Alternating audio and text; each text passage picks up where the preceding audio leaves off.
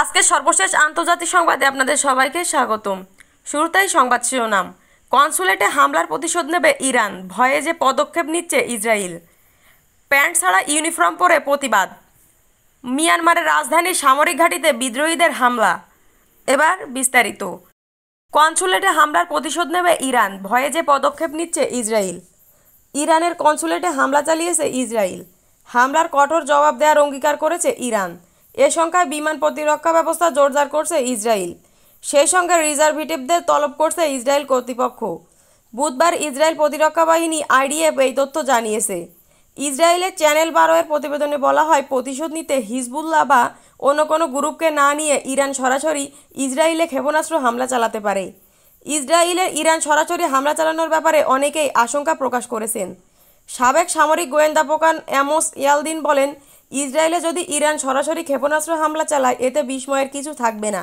তিনি গত জানুয়ারিতে পাকিস্তানে ইরানে ক্ষেপণাস্ত্র হামলার ঘটনা উল্লেখ করেন। হিব্রু ভাষার মিডিয়ার খবরে বলা হয়, হুমকি মূল্যায়নের পর বিমান প্রতিরক্ষা ব্যবস্থা জোরদার করা হয়েছে, সেনাদের তলব করা হয়েছে। সোমবার ওই হামলার পর লেবানন থেকে হিজবুল্লাহ বেশ কয়েক দফা ইসরায়েলে রকেট নিক্ষেপ করেছে। ঘটনাবলীর সঙ্গে পরিচিত একজন পরিচয় প্রকাশ না করার শর্তে বলেন, সর্বান্তক যুদ্ধ না করে কিভাবে জবাব দেওয়া যায় তা নিয়ে ভাবছে ইরান। তাছাড়া এমন কিছু করতে যাতে করে জবাবও দেওয়া যায়, আবার উত্তেজনাও না বাড়ে। মার্কিন think tank council on foreign রিলেশনসের মধ্যপ্রাচ্য বিষয়ক বিশেষজ্ঞ ইলিয়ট আরাবসম মনে করেন, ইসরায়েলের সঙ্গে সর্বান্তক যুদ্ধে যেতে চায় না ইরান, তবে তারা ইসরায়েলি স্বার্থে আঘাত হানবে। প্যান্ট ছাড়া ইউনিফর্ম পরে প্রতিবাদ। জার্মানির বাভেরিয়ায় ইউনিফর্মের ঘাটতি দেখা দেওয়ায় হতাশা দেখা দিয়েছে পুলিশদের মধ্যে। জার্মান পুলিশ ইউনিয়নের প্রকাশিত একটি ভিডিওতে তাদের হতাশার বহিঃপ্রকাশ হিসেবে পুলিশরা প্যান্ট ছাড়া ইউনিফর্ম পরে ঘুরছেন।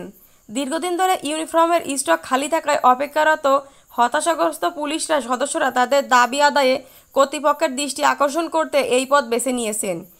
State chapter on the police union YouTube এবং ইনস্টাগ্রামে এই ভিডিও প্রকাশ করে। ভিডিওতে দেখা যায়, পুলিশের গাড়িতে বসে দুই পুলিশ কর্মকর্তা একে অন্যকে জিজ্ঞেস করছেন আর কতদিন অপেক্ষা করতে হবে। উত্তরে 4 মাস 6 মাস বলতে বলতে যখন তারা বিএমডাব্লিউ গাড়ি থেকে বেরিয়ে আসেন, দেখা যায় তারা প্যান্টবিহীন ইউনিফর্ম পরে আসেন। এরপর ওই ইউনিয়নের চেয়ারম্যান ইগেনান কোহলাইন মূল সমস্যা তুলে ধরে বলেন, এটা দেখে আপনাদের মনে করতে হতে পারে এপ্রিল ফুলের একটা বাজে কৌতুক, কিন্তু আসলে এখানে হাসির কিছু নেই। ইউনিফর্মের ভয়াবহ অভাব আসলে পুলিশ কর্মকর্তাদের জন্য অসম্মানের। তিনি বলেন, বাভেরিয়ার পুলিশরা অর্ধনগ্ন, এমনকি ট্রাউজার ছাড়া থাকতে বাধ্য হচ্ছে। ইউনিফর্মের 21 ধরনের সামগ্রীর ঘাটতি রয়েছে, যেমন ক্যাপ, জ্যাকেট এবং প্যান্ট। অনেক মাস অপেক্ষার পর আমরা জানি না আদৌ এগুলো পাওয়া যাবে কি না। পুলিশ ইউনিয়ন রাজ্যের স্বরাষ্ট্র মন্ত্রণালয়ের প্রতি আহ্বান জানিয়েছে যাতে দ্রুত এই সমস্যার সমাধান করা হয়। এর জন্য অতিরিক্ত খরচ লাগলেও তা দিতে হবে বলে দাবি তাদের। তারা বলছেন, 2020 সাল থেকে ভালো ইউনিফর্মের ঘাটতি রয়েছে, যেটা নিয়ে কখনো কথা বলা হয়নি, কিন্তু এখন ইউনিফর্ম পাওয়াটা বড় সমস্যা হয়ে দাঁড়িয়েছে। বুধবার স্বরাষ্ট্র মন্ত্রণালয়ের এক মুখপাত্র জানিয়েছে, তারা সমস্যা সম্পর্কে জানে না। সরবরাহ খাতে ব্যাঘাতের কারণে এই সমস্যার সৃষ্টি হয়েছে বলে জানান তিনি। স্বরাষ্ট্র মন্ত্রণালয়ের কর্মকর্তারা জানিয়েছেন, এখন থেকে তারা নিজেরা এগুলো পৌঁছে দেওয়ার সব দায়িত্ব পালন করবেন। স্বরাষ্ট্র মন্ত্রণালয়ের প্রতিনিধিরা এই সমস্যার জন্য করোনা মহামারী এবং ইউক্রেন যুদ্ধকে দায়ী করেছেন। তবে তাদের দাবি, 2030 সালের মধ্যে রসদ সরবরাহের জন্য বাভেরিয়া নতুন কেন্দ্র তৈরি করা হবে। তবে যতই সমস্যা হোক না কেন, পুলিশ যাতে তার দায়িত্ব কর্তব্য অব্যাহত রাখে তার আহ্বান জানিয়েছেন স্বরাষ্ট্র মন্ত্রণালয়। পাশাপাশি তারা এটাও বলছে, ইউনিফর্মের ছোটোখাটো যে জিনিসগুলো স্টকে নেই সেগুলো ছাড়াই আপাতত বিকল্প পোশাক পরে তারা দায়িত্ব পালন করতে পারবেন। তবে জার্মানির ইউনিয়ন চেয়ারম্যান ইউরগুয়ান এখনও কোনো আশার আলো দেখছেন না।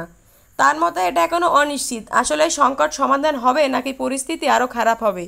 নতুন নিয়োগপ্রাপ্ত প্রশিক্ষণ শেষে যখন ইউনিফর্মের বদলে বেসামরিক পোশাক পাবেন, তাদের মনোভাব কেমন হবে।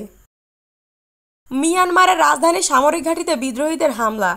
ক্ষমতাসীন জান্তা বাহিনীর সঙ্গে দেশের বিভিন্ন প্রদেশে চলমান যুদ্ধের ধারাবাহিকতায় এবার মিয়ানমারের রাজধানী নাইপিদোর একটি সামরিক ঘাঁটিতে ড্রোন হামলা করেছে সামরিক শাসনবিরোধী সশস্ত্র বিদ্রোহীদের ঐক্যমঞ্চ পিপল ডেমোক্রেটিক ফ্রন্ট। দেশটির জান্তা বিরোধী গণতান্ত্রিক ও স্বরাষ্ট্র গোষ্ঠীগুলোর যৌথ ন্যাশনাল ইউনিটি গভর্নমেন্ট ইতোমধ্যে হামলার দায় স্বীকার করে বিবৃতি দিয়েছে।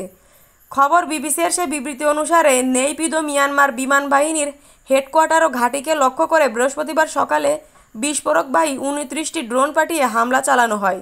এ সম্পর্কে বিস্তারিত নাম প্রকাশে অনিচ্ছুক দুজন সামরিক কর্মকর্তা বিবিসি বার্মিজের কাছে হামলার সত্যতা স্বীকার করে বলেছেন, 7টি ড্রোনকে ভূপাতিত করতে সক্ষম হয়েছে সেনারা, আর একটি ড্রোন আঘাত হানার আগে বিমান ঘাঁটির রানওয়েতে আছড়ে পড়েছে। হামলার ক্ষয়ক্ষতি সম্পর্কিত কোনো তথ্য তারা দিতে চাননি। মিয়ানমারের রাষ্ট্র নিয়ন্ত্রিত সংবাদ মাধ্যমগুলোতে এ হামলার কোনো সংবাদ এখনও প্রচার করা হয়নি। বেসামরিক সংবাদ মাধ্যমগুলো অবশ্য হামলার সংবাদ প্রকাশ করেছে। 1962 সালে তৎকালীন গণতান্ত্রিক সরকারকে হটিয়ে প্রথমবার জাতীয় ক্ষমতা দখল করেছিল মিয়ানমারের সামরিক বাহিনী। দেশটিতে সামরিক বাহিনী বিরোধী সশস্ত্র গোষ্ঠীগুলোর উত্থান ঘটেও একই সময় থেকে। আন্তর্জাতিক রাজনীতি বিশ্লেষকদের মতে 1962 সাল থেকে এ পর্যন্ত মিয়ানমারের সামরিক বাহিনী ও তাদের স্থাপনাগুলোকে লক্ষ্য করে যত হামলা ঘটেছে, সেসবের মধ্যে বৃহস্পতিবারের হামলাটি সবচেয়ে বড়। নাক জোটের নেইপিত শাখার একজন মুখপাত্র জানিয়েছে, জোটের প্রতিরক্ষা বিভাগের নির্দেশে পিপল ডিফেন্স ফোর্স বা পিডিএফ এই হামলা চালিয়েছে। মিয়ানমারে বর্তমানে জান্তা বিরোধী যত সশস্ত্র গোষ্ঠী রয়েছে, সেগুলোর মধ্যে ঐক্যমঞ্চের নাম পিপলস ডেমোক্রেটিক ফোর্স। 2020 সালের নভেম্বরে নির্বাচনে কারচুপির অভিযোগ তুলে ধরে 2021 সালে ফেব্রুয়ারি অভ্যন্তরের মাধ্যমে গণতান্ত্রিক সরকারকে হটিয়ে জাতীয় ক্ষমতা দখল করে মিয়ানমারের সেনাবাহিনী। তৎকালীন সেনাপ্রধান জেনারেল মিং অং হেলিং এই অভ্যুত্থানের নেতৃত্ব দিয়েছিলেন।